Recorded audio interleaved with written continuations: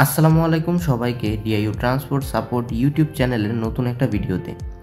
আমরা অনেকেই আমাদের স্টুডেন্ট পোর্টালে এই সমস্যাটা ফেস করে থাকি, যেটা হচ্ছে আমরা আমাদের টাকা জমা দেওয়ার পরে আমাদের পোর্টালে গিয়ে দেখি যে টাকাটা আপডেট হয়নি বা বিভিন্ন ধরনের সমস্যা দেখা দেয়। তো আমরা নর্মালি এই সমস্যাটা কিভাবে সমাধান করতে পারি সেটা দেখানোর জন্যই আজকের এই ভিডিও।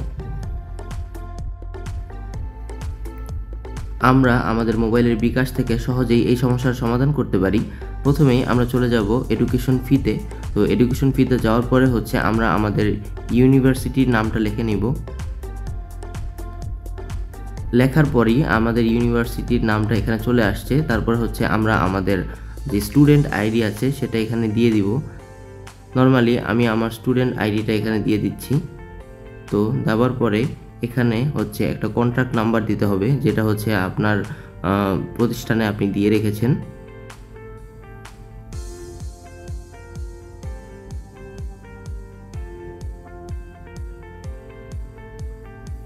তারপরে আপনারা নর্মালি আপনার নাম্বার চেক করার পরে পরবর্তী ধাপে এগিয়ে যাবেন।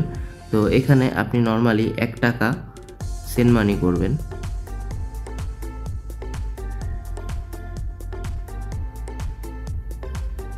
এখানে আমি আমার পিন নাম্বারটি দিয়ে দিচ্ছি। নর্মালি আমার টাকাটা পে হয়ে গেছে। টাকা পে হওয়ার খানিকক্ষণ পরে দেখবেন আপনার যে স্টুডেন্ট পোর্টালে যে টাকার যে সমস্যা ছিল সেটা ড্যাশবোর্ডে সমাধান হয়ে গেছে। তো আজকের ভিডিওটা এই পর্যন্তই, দেখা হবে নেক্সট কোনো ভিডিওতে।